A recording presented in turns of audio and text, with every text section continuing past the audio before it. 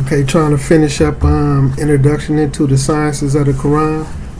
We done reached chapter 8, which is about abrogation and al-nas. So it states, Islam provides the most complete and comprehensive legal code of life that is suitable for all times, all places.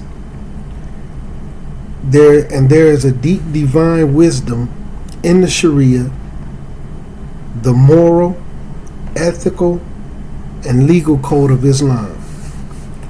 Every single command, prohibition, or recommendation was revealed to either provide benefit to humanity or to remove some type of harm. Sometimes this divine wisdom is apparent and easy to understand, and sometimes the human intellect is not able to recognize this wisdom. The entire Sharia was not revealed all at once. Part of the divine wisdom of Allah Ta'ala was to reveal the laws of Islam gradually so that it would be easy for the people to accept, and act upon. That is why there are some things that may have been permissible or recommended in the early days of Islam that were later on made impermissible or makruh, disliked. Lifting a particular ruling and replacing it with another is known as nasik. So the definition of nasik is literally, the word nasik is derived from the verb nasaka, which carries several meanings. It can mean to delete, to abrogate, to repeal, to remove, to transfer from one place to another, or to change. Technically, it refers to the abrogation of a legal ruling by another legal ruling that was revealed after it. So basically, Allah Ta'ala may enforce a law that is relevant for a certain time and place. Then, in Allah's infinite wisdom, He repeals that law and replaces it with a new one. The abrogated ruling is called mansuk, and the abrogating ruling is called nasik. This process is known as nasik, right? So, proof of abrogation. Allah Ta'ala says in Surah Al-Baqarah, we do not abrogate a verse or cause it to be forgotten.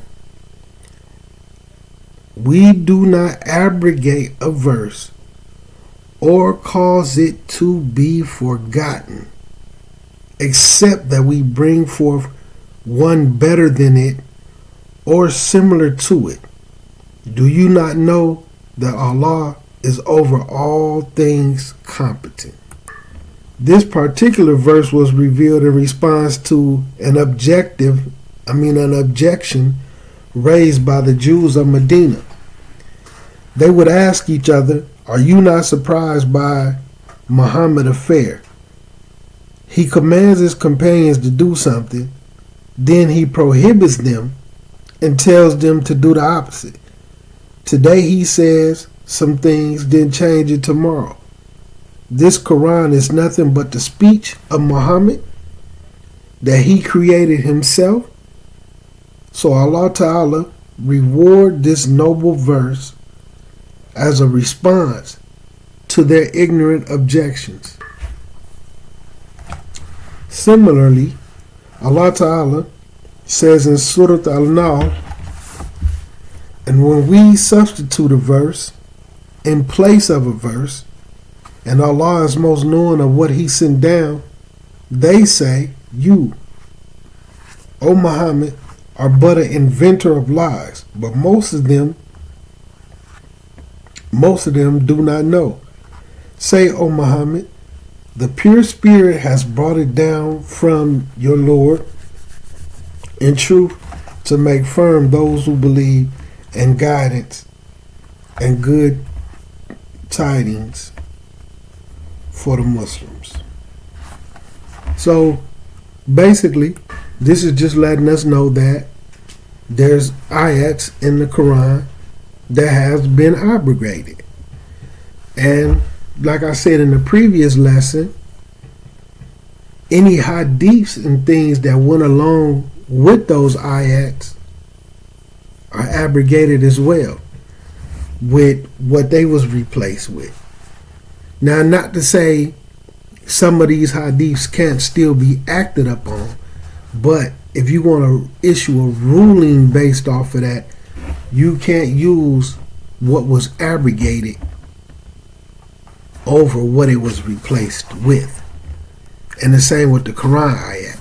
You can't use the ayat of the Quran that was abrogated over the one that it was replaced with when it comes to like specific type of rulings and things of that nature. And, you know, trying to force it up on the people. So we're going to skim through this a little bit. So there's 3 types of abrogation, right? So the 3 types of abrogation that take place in the Quran is 1, abrogation of the recitation and the ruling.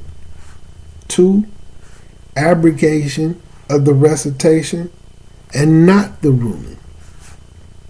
3, abrogation of the ruling and not the recitation. Sounds kind of tricky, right? So abrogation of the recitation and the ruling, in this type of abrogation, the verse is no longer part of the Quran, nor is the ruling applicable or applicable. It is completely abrogated. So listen to it. The verse is no longer part of the Quran, right? Nor is the ruling applicable. It is completely abrogated. An example of this has been narrated by Aisha. May Allah be pleased with her. She narrated, it had been revealed in the Quran that 10 sucklings made marriage unlawful. This was later abrogated by 5 sucklings, and the Prophet ﷺ passed away, and before that it was recited in the Quran.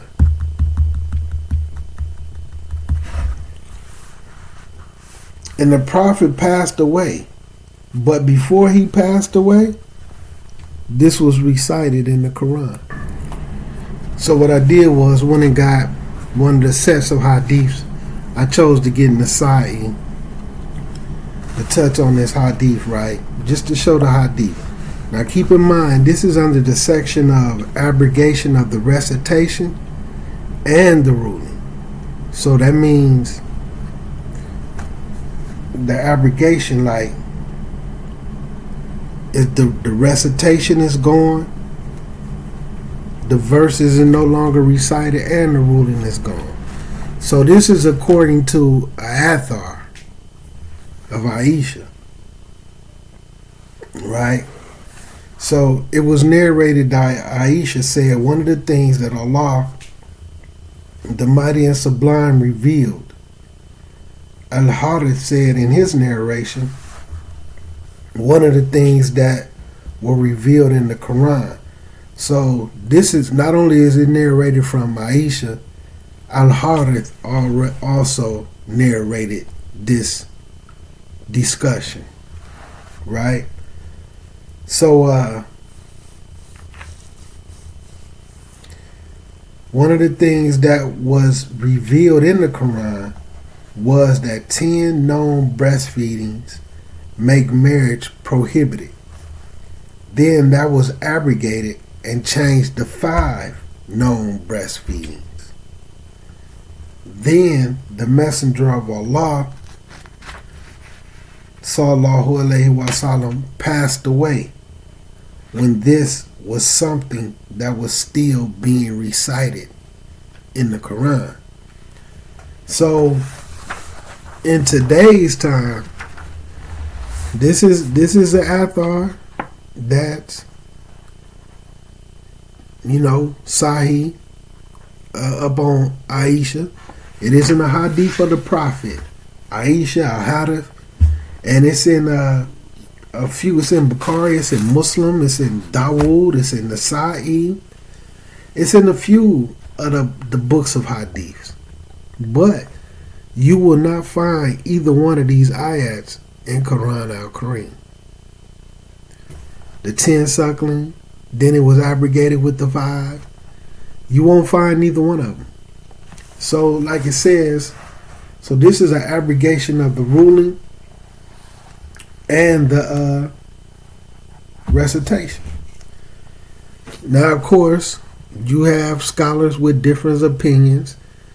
Some scholars say they don't believe that it was ever an ayat in the Quran, and being that this isn't a hadith of the Prophet, as in where it says they narrated that the Prophet told us. So, being that it's an athar and saying Aisha said this and this companion said this, but the Rasul didn't tell them, so they don't count it as a hadith or something that's sahih. So that just to show a little something with some of the scholars differ. But you won't find it in the Quran, but you do have it in the books of hadiths and other books of fiqh, where these narrations, where these verses was discussed. So that's just to give an example of one. The first abrogation is an abrogation of the recitation and the ruling. So they do like to use that hadith to give an example of an ayat that's the recitation is gone, is no longer recited, and it's the ruling doesn't apply anymore. But it's not in the Quran, and so they go with the hadith. Like I say, there's a difference of opinion. Some scholars don't accept that and say, had it been in the Quran before, there would be way more people talking about it than Aisha and things like that. But this is their opinion. Me understanding the way authentic hadith was collected, especially with the isnads and the way that the isnads is, and although this is a athar, how sound the isnad is leading to Aisha, and the others that said something about this, I believe it. So continuing on. So again, that was an example of abrogation of a recitation and the ruling, both just completely gone. And then they used Surah Al-Baqarah as a proof. If Allah says, if I choose to have something be forgotten, removed, replaced with something else in the Quran, I can do that. But just know I replace it with something better or something similar. So then another narration, in this narration, Aisha, may Allah be pleased with her, explicitly mentioned that there used to be a verse that talked about nursing and its quantity that was later abrogated. This narration also shows that Aisha, may Allah be pleased with her, was familiar with the concept of abrogation and that it was not something strange. So your second type of abrogation is an abrogation of the recitation, but not the ruling.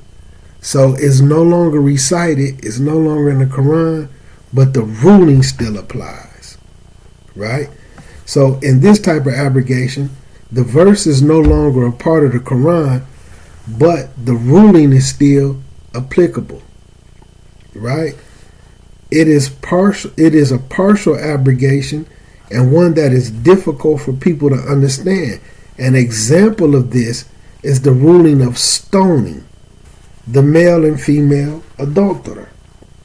So Umar, may Allah be pleased with him, while giving a sermon, and the prophet Ma said, "Verily, Allah sent Muhammad alayhi salam with the truth, and he sent the book down upon him. The verse of stoning was revealed with it. We recited it, memorized it, and understood it. The Prophet alayhi salam awarded the punishment of stoning to death, and after him we did the same. I am afraid that with the passage of time, people will forget it and say, we do not find the punishment of stoning in the book of Allah, and go astray by abandoning this duty prescribed by Allah. Stoning is a duty laid down in Allah's book for married men and women who commit adultery when the proof is established." This narration established that there was a verse in the Quran that mentioned the punishment of stoning. This verse was later abrogated, but the ruling remained intact. Another narration actually preserves the wording of that particular abrogated verse. So again, with that, and anybody who want to read that hadith, you can find it in Muslim, Tirmidhi. It's in several of the mother books of hadith. So this narration established that there was a verse in the Quran that mentioned the punishment of stoning. This verse was later abrogated, but the ruling remained intact. Another narration actually preserves the wording or that particular abrogated verse. So the third form of abrogation is abrogation of the ruling, but the recitation is still in Quran al-Karim, right? So in this type of abrogation, the verse is still part of the Quran, but the ruling derived from it is no longer applicable. So it is also a type of partial abrogation. There are numerous examples of this type of abrogation because it is the most common form found in the Quran. An example of this is the waiting period that has been prescribed for the widow. Initially, the waiting period was prescribed as 1 full year. As Allah Ta'ala says in Surah Al-Baqarah, "And those who are taken in death among you and leaves wives behind, for their wife is a bequest, maintenance for 1 year without turning them out." And this one is Surah Al-Baqarah. So then later, this ruling was abrogated and changed to 4 months and 10 days. Allah Ta'ala says, "And those who are taken in death among you and leave wives behind, they, the wives, shall wait 4 months and 10 days. Although the ruling of the first verse has been abrogated, the verse is still part of the Quran. It's still part of the recitation." So those are 3 examples of all 3. Abrogation of the recitation and the ruling. The abrogation of the recitation but not the ruling. And then abrogation of the ruling but not the recitation. So it's a side note about how important it is. The knowledge of abrogation, including which verses have been abrogated and which verses did the abrogation, is extremely important for having a proper understanding of the rulings of the Quran. There is no way for a person to interpret or understand the Quran without having knowledge of the abrogation. So the next session is the 7 letters, the 7 different recitations, which we went through that in detail. We actually showed all 7 different Qurans in Arabic.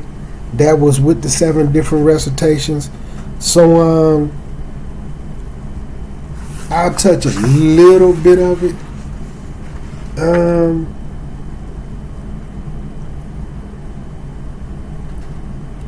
like what might be important that I didn't cover when I actually showed them. So just a little bit like, what are the 7 letters, right? There are several opinions regarding what is actually meant by the 7 letters. The most common and widely accepted opinion is that the 7 letters refer to the 7 dialects, right? The 7 languages of Arabs prevalent at the time. The Prophet ﷺ, each of these dialects belong to the tribe of Arabs. These tribes are the Quraysh, Hudayl, Tamim, Hawazin, Thaqif, Kinana, and Yemen. So meaning various verses will be pronounced according to the pronunciation of the particular tribe. Another popular opinion is that the 7 letters refer to the 7 different types of variations that may occur in certain verses. The 7 verses are the following. So it gives 7 examples. 1, difference in word structure from singular to plural, which is something that I noticed when dealing with them, or masculine to feminine. For example, in one recitation, a portion of verse 57 from Surah Al-Nisa, it reads in a plural, and in another recitation, it reads in a singular. So these are certain things that's different. So this is in verse 57 in Surah Al-Nisa. Some recitation it reads as a singular, and others it reads as a plural. So then there's variances in number 2, variances in verb tense, past, present, and commands. Then 3, a slight variance in the sequence of letters or wordings, meaning switching one letter for another or one word for another. For example, according to the recitation of Surah Qariya, it just shows how there's a slightly different structure of the word, right? So then 4, slight differences in word order. 5, differences in vowel markings. 6, the addition or subtraction of a letter or word. 7, slight differences in pronunciation. So none of these variations would affect the meaning of the verse and are all considered to be part of the Quran. Because actually sometimes when you look at them, it actually, some recitations actually make what's there, it put more emphasis on it. It make it stronger, more sound, more firm. So then it just basically go to the definition of Qira'ah, but we had already discussed that when I showed the 7 different Qurans. I showed all 7 of them and some of the differences. So now the last chapter. Is this the last chapter? I believe it is.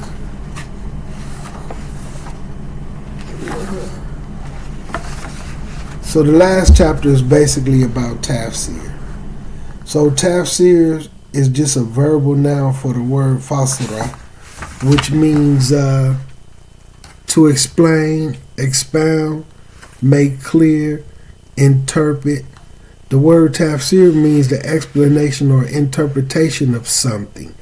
So technically it refers to the science by which the Quran is understood. So the importance of tafsir cannot be overemphasized. The words of the Quran are so powerful, so awe-inspiring, so deep and heavy in meaning that if they were to be revealed on a mountain, it would crumble and turn it into dust. Allah Ta'ala says, had we sent down the Quran to a mountain, you would have seen it humbled, burst apart out of awe of Allah. So then it comes in to speak about some of the sources of tafsirs. Part of the responsibility of the Prophet ﷺ was to recite the Quran to the people and explains its meanings. So even in one previous lesson, we was referring to like what was Quran class like for the Sahaba. And it shows that not just learning how to recite and memorize, but don't understand the meaning or don't know the English or translation, that's, that's cool, but that's not the way of the Sahaba, the Rasul and the Sahaba. As you can see, the Rasul thing was, his responsibility was to recite, teach the recitation, all 7 recitations, right? And to explain it, to make sure that they understood it, right? The Prophet would teach them both the words and the meaning of the Quran in all 7 qirats. As Allah says in Surah Ali al-Imran, certainly did Allah confer great favor upon the believers when He sent among them a messenger from themselves, reciting to them His verses and purifying them and teaching them the book and the wisdom, although they have been in a manifest error. So it just goes on to say they understood the uses of the words, their connotations and various nuances of meanings. If any of the companions, may Allah be pleased with them, feared some difficulty in understanding the Quran, they would simply turn to the Prophet alayhi salam, and they would just ask him.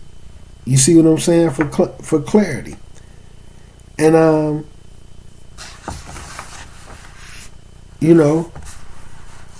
it just it was a beautiful thing. So then they go to your different type of ways. So you got tafsirs of the Quran using the Quran. Then you got tafsirs of the Quran by the Sunnah. And it just shows the Sunnah is necessary for having a correct and complete understanding of the Quran, because it teaches you how to put those things into actions. How to make your wudu. How to make salah. And different things like that. So you got the Quran, where you take the tafsir from the Quran, right? And then you got it where you take the tafsirs from the hadiths. So then you also have, so that when they say the Sunnah, the hadiths, that's by the Rasul. Then you have tafsirs of the Quran by athar of the companion. So how the companions narrate it, right? So it says the third source of tafsirs is narrations from the companions of the Prophet, alayhi salam. The companions are considered to be the best generations of people to walk on the face of the earth after the prophets and messengers.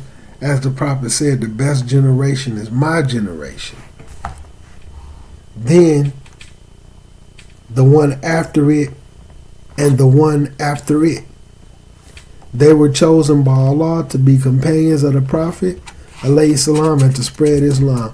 But Allah and His Messenger testified to them, to their character and religious knowledge. So if you get into Tafsir Ibn Kathir, Tafsir Ibn Kathir is kind of like a combination of these things, because it'll give you the Quran, right? Like whatever surah you in. So let's say you in Surah 5 on Ayat 10. And then when you go to the Tafsir Ayat 10, it'll show you other ayats that's similar to that one that make it clear. Like it might go to Surah 35, Ayat 60. And then it'll show Surah 64, Ayat number 2. So it may show 2-3 different ayats that explains that ayat or make it clear or more understandable. So that's tafsir by Quran. Then it'll go to some hadiths. And the hadith may explain the circumstances that was going on to where this ayat was revealed. And it may go into like how the Rasul implemented this ayat, put it into practice, or how he issued out a ruling in accordance with the ayat. So then that's tafsir by hadiths. Then tafsir by athar, where it'll come off and say, Mujahid, Ikrimah, Ibn Abbas, these three understood the ayat based off of this. And then it'll show Ikrimah has this understanding because he was there when this situation happened, and the Rasul, he knew this brother. The brother came to him and stepped to him about something, and then an ayat came down. So this is tafsirs by the athar, by the companions and tabi'in and atba' tabi'in and this and that, right? Tabi. So then, like, it'll show another one. Then it'll say, Mujahid, Ikrimah, Ibn Abbas said this. Then they understood it this way. Then it'll be like, then Ibn Maqsood and a couple of more. May Allah be pleased with all of them. They understood it this way, and this is why they had the understanding that they had. So that's also tafsirs by the companions. So then it'll go to tafsirs by the next generation, then the next generation, right? So then you got tafsirs of the Quran through the Arabic language. When you deal with tafsir Qurtubi, it deal a whole lot with the language. You can learn a whole lot from tafsir Qurtubi. Like tafsir Qurtubi, it changed my whole understanding on a lot of things when I started reading tafsir Qurtubi. Like, I mean, you think Tafsir Ibn Kathir is detailed. Tafsir Ibn Kathir is like a drop in a hat. I mean, like a pin dropping in water compared to Qurtubi. And we do know that Tafsir Ibn Kathir, being that it was written from a scholar, for scholars to like teach from, it kind of pulls from all of these books of tafsirs and then combined them into the amount of volumes that he had. So then there's tafsirs of Quran through personal interpretation, right?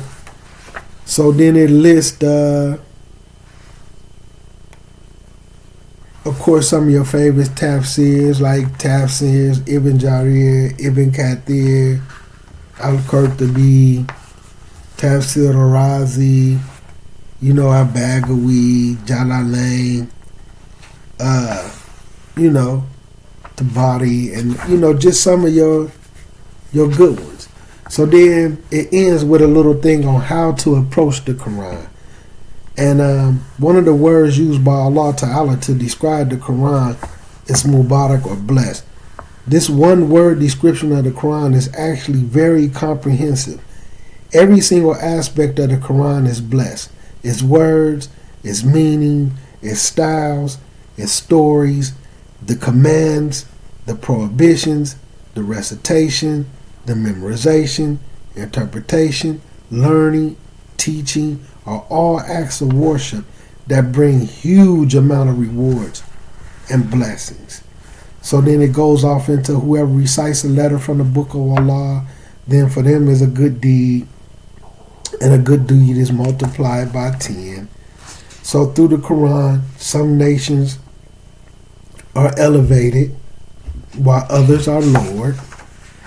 And then it goes into the structure of the Quran, where it says the Quran consists of 114 surahs, which is usually translated as a chapter, starting with Surah Al-Fatiha and ends with Surah Al-Nas. Each surah is made up of a different number of ayats, right? The longest surah being 284 verses, and the shortest just 4, right? I know some be like 3, but sometimes this may be based off of if it was written in Warsh or Ibn Kathir or Susi, not just harfs. So each of the ayats are also varying in length. The shortest being 2 words, right? That's ayat, not surah. So the shortest being 2 words, and the longest being more than 100. Imagine that. An ayat with 100 words. An ayat with 100 words. So as a general rule, the longer surahs appear at the beginning of the Quran, and the surahs gradually become shorter as the text proceeds. Each surah has specific names, sometimes even several names, and sometimes when you get, depending on how learned the Quran teacher is, sometimes you have to learn some of the different names. Like they may say, recite this, and he'll be like, huh? And then they'll be like, then they'll start it off. And he'll be like, oh. And then they'll let you know this is another name for that surah. So some surahs actually have several names. It might be a surah with like 3-4 names. When you get off into stuff like Tafsir Qurtubi touch on those type of things too. So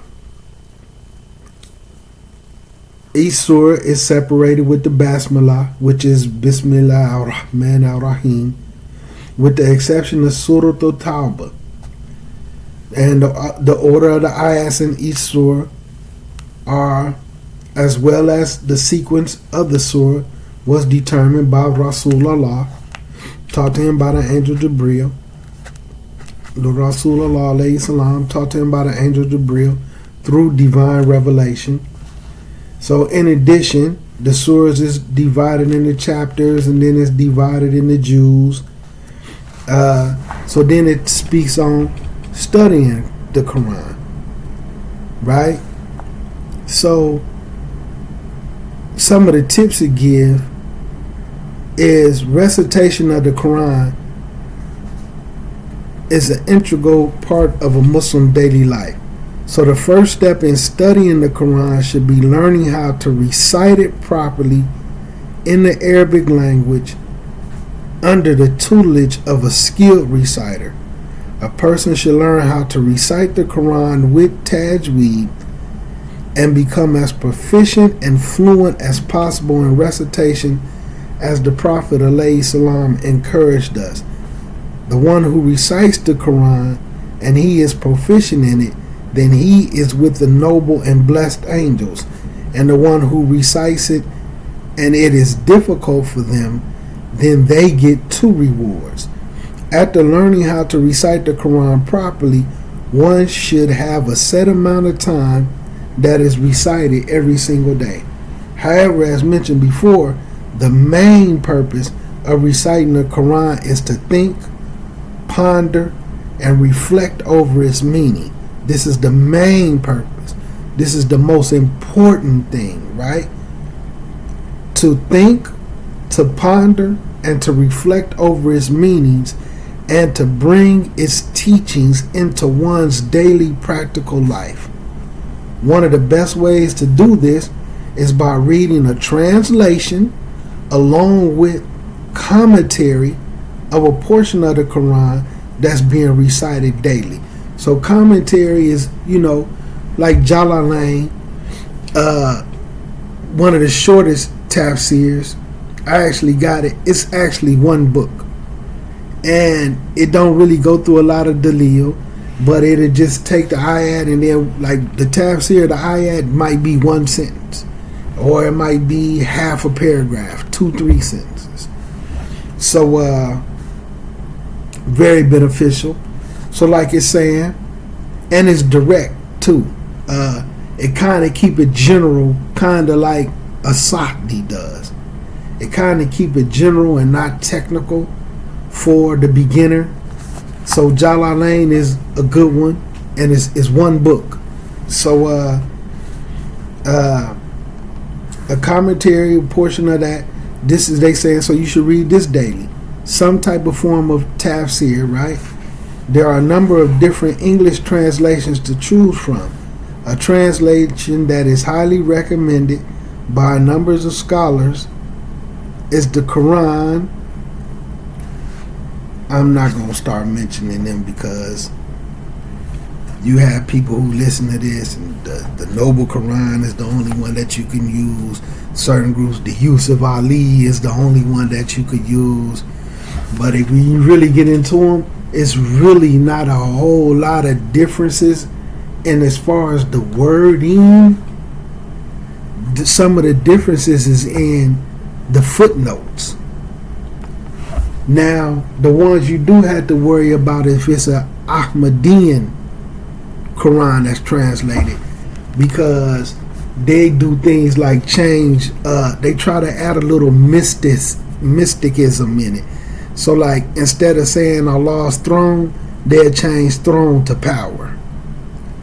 The Shiite translated Qurans do the same thing, and some ways that you could tell if it's a Shiite translated or Ahmadiyyan translated Quran, go look at the verses of wudu, and instead of saying wash your feet, it'll say wipe over the top of your foot.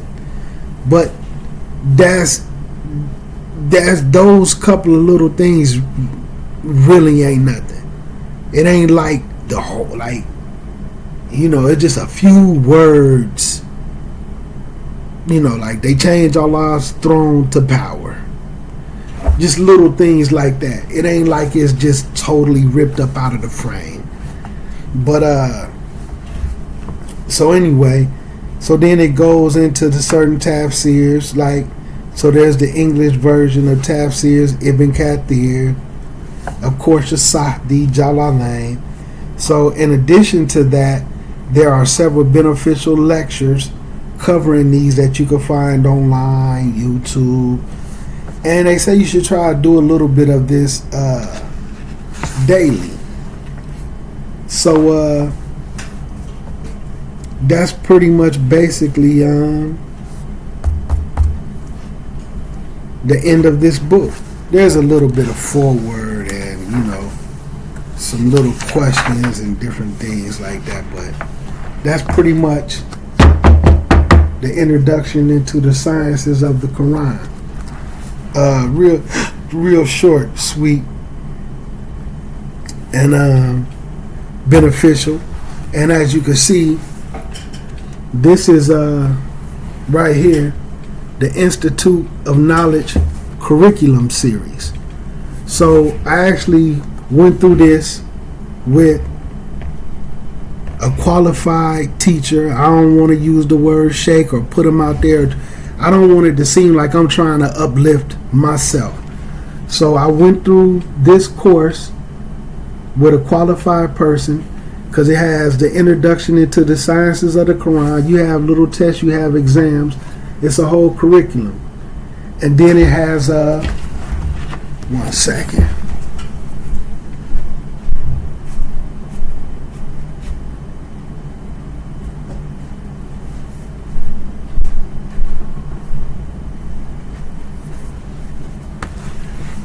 So after you go through the sciences of the Quran, introduction into the sciences of the Quran, you go into the introduction of Hadith studies.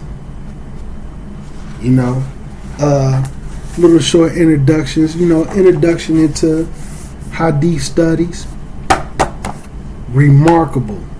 The whole curriculum, your knowledge. This was at a time before, I think now you could just buy the books. Like, you may be able to find them in Dar es Salaam. I don't know. But at the time that I did these, you had to go strictly through the course where it was being taught, and you got the books directly from them. And after you do Hadith, you start to go through Usul of Fiqh. Very, very beautiful book. I mean, the whole series. So this was years ago. I don't even know if you can get it with an instructor. I don't know if they still doing it. I don't know. I done this.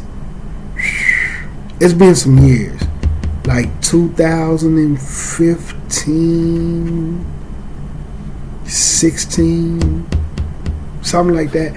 And I had to go through it with a real instructor. I had to take tests. I had to take exams. I had to pass with a certain percentage. You couldn't get no less than a B. Very beneficial, very beneficial, very beneficial. But I think now, because I know you can, because I was scrolling through something and I seen these books and I was like, wow. And this was just like maybe around like during COVID. I think it might have been Islamic bookstore. I don't remember, but I remember I was scrolling through something and I seen one of these. I seen the introduction to the Hadith studies. I just don't.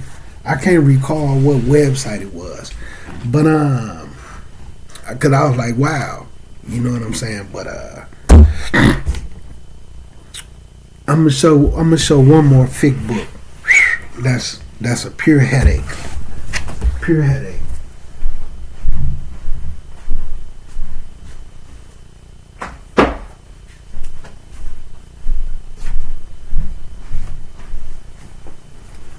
This one here, thick book, Al-Wadi fi Usul al-Fiqh, right? The clear principles on fiqh. So a lot of the stuff that you hear people arguing about and debating, and you know that they don't understand fiqh. So in English, to help with a English speaker, that's what these are good for. They help with an English speaker. This usul of fiqh, I mean, it breaks down a lot of terminology, how fiqh should be understood, why there's differences of opinion. And when I tell you this book right here will give you a headache, it will definitely give you, well, maybe not everybody, but just like even right here. So how I start to go into, let's see if that'll show. The ilm of usul of fiqh after a Shafi'i. So it'll go start to break down a whole lot of things. But it do it with everything. This, and it's comparative. So it don't just stick you with one madhab. It's comparative fiqh. It's fiqh. It ain't like it just Hanafi fiqh, Maliki fiqh. It's comparative. This very beneficial book. If you really want to get into the sciences and really understand fiqh, when people are talking and trying to debate and force rulings on people and fatwas that's made up, like, and then I'm gonna be done with this. See, what you have in this day and time, you have people who warn against people, right? I want to show y'all some of the trickery that's in it, because I guess I want to kind of throw water on it. So you have individuals that will say out of their mouth, we don't listen to so-and-so because that person was an innovator. So we be like, they're an innovator? Like, what proof do you have that they was an innovator? You know what they'll say? Well, they was warned against. This is what you need to pay close attention to. You calling that person an innovator. You saying any masjid that they attend is a masjid of innovation. Then you cap it and say that person was warned against. he was warned against by scholars, or was he warned against by people you consider to be students? They say such and such was warned against by scholars. Oh, he was warned against by scholars. Did that scholar call him an innovator? No, the scholar didn't call him an innovator. How are you calling him one? What did the scholar say about that person? Did the scholar say, boycott that individual for the rest of your entire life? Did the scholar say that individual should never, any single word that he ever says, any lecture that this person does, anything that this person talk about is not permissible to take one single word from that person? The scholar ain't said that.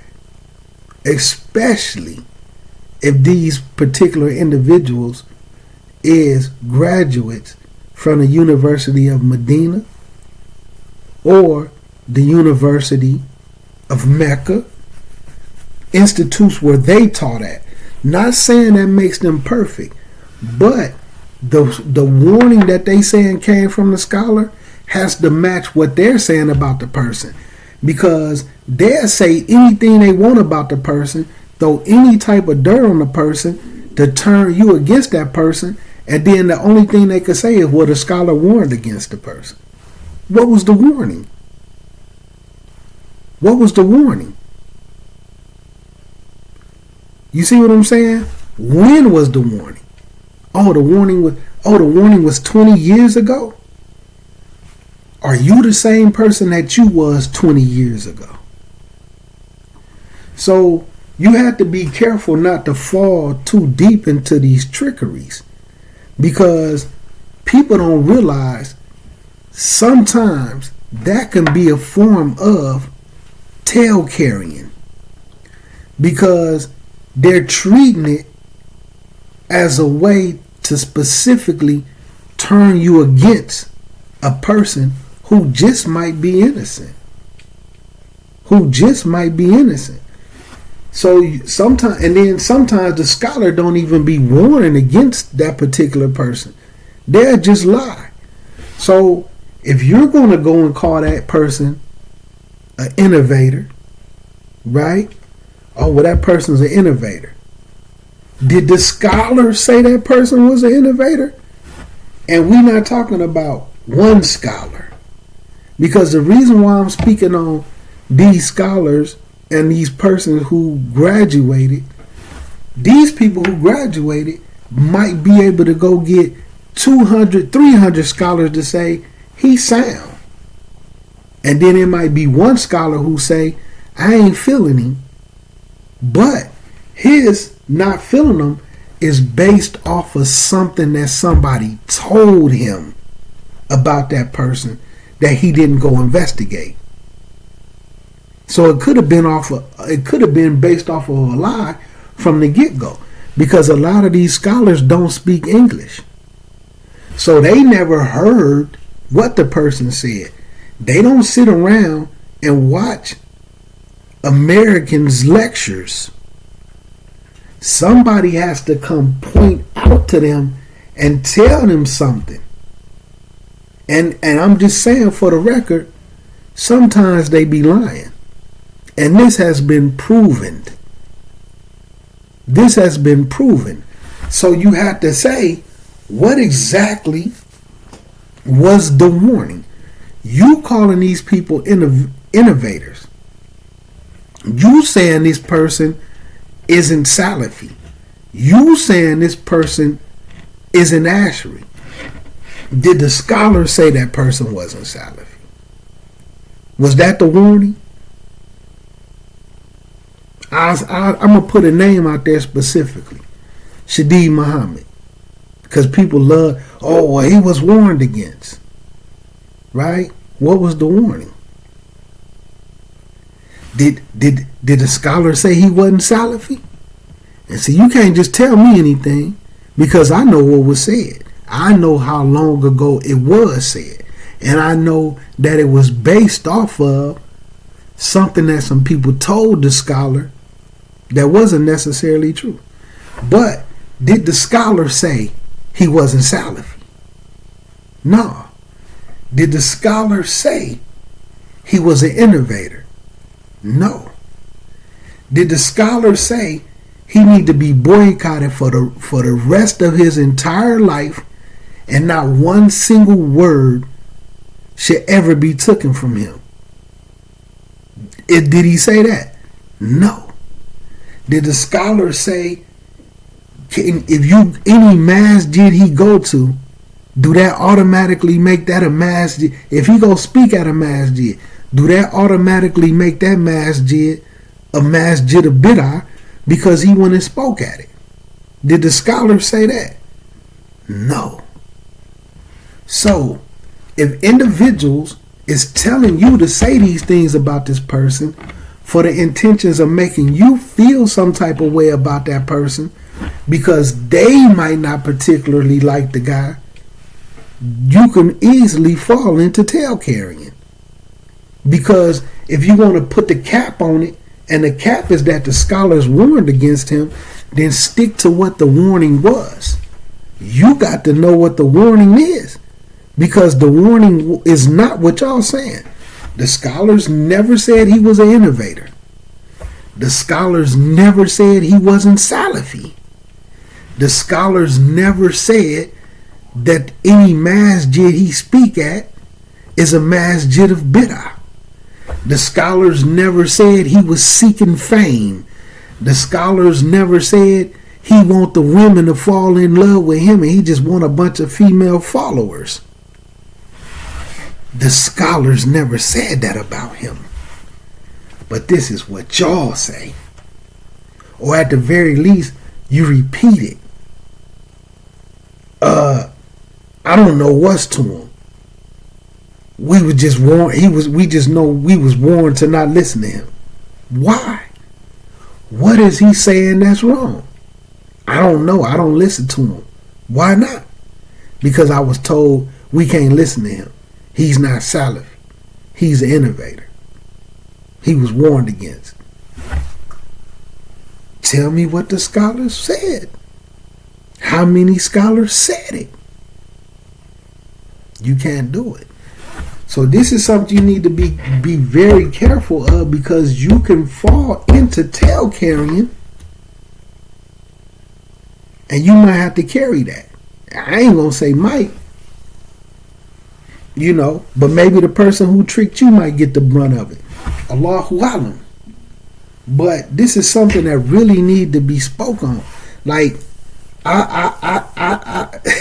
it's just getting out of hand. But I'm not gonna go into it, and I'm not trying to change anybody's opinion. Like, even with me, I'm not the most top-notch individual. I'm not calling to myself. I'm not calling and saying, listen to me and whoever I tell you to listen to, and none of this and that. And I'm not trying to put anybody else down. But there's a lot of division, and there's a lot of trickery, and there's a lot of games being played for whatever reasons. So it's just me saying, you got to be careful, and you got to be able to use this. Don't get brainwashed. Don't get brainwashed. That's all I'm saying. So again, if somebody comes and tell you we don't listen to that person because that person has been warned against, have enough of this to say, because I notice when certain people tell people something, they don't ask for the dalil. But if you're not a part of that group, they want to say, what's the dalil? So be able to say to them, okay, he was warned against. What was the warning? Whoever it is, Shadeed Muhammad, whoever, what did the scholar say about him? Did the scholar say we can't take from him? Because I'm going to be honest with you, I've never heard the scholar say that about any of these people that they claim been warned against. Even some of these particular group favorite people. Because scholars warn against the mistake. Before they warn against that particular person and say, this person can't never be taken from, this person ain't this person ain't that, they talk to them in private first and try to rectify that person's affairs. And then, if they can't rectify that person's affairs, they give a detailed refutation. A scholarly, academically refutation. Just go look and read when the scholars warn against each other. In this book, he made a mistake here, this. I asked him to clarify this, he couldn't. He stuck on this. This is a bit odd. This is an innovation. It's detailed, not he was just warned against. That's not a warning from a scholar. Now, you might have one or two that might fall into it, but if two of them done said this and it go this way, and then you got another 200 that's saying, we don't agree with that, then you have to go with Ijma. So with some of these people who they telling you they've been warned against, do more scholars say that this individual is sound than scholars that say he isn't? And then do the ones who say that they sound, do they agree with the scholars that say that they isn't? Because again, these people don't speak English. So a lot of times they going based off of something that they was told by somebody else who sometimes have a hidden agenda. And I'm telling you, falling into it, you can fall into tail carrying and don't even know it. And we definitely don't want to fall into that. Assalamu alaikum wa rahmatullahi wa barakatuh. Anything I said that was incorrect or any mistakes that I made came from myself and the shaitan. And anything that I said that was correct came from Allah Azza wa Jalla al-Muqtadir. So, hopefully, man, I was a little bit of, some benefit to the people. And assalamu alaikum wa rahmatullahi wa barakatuh.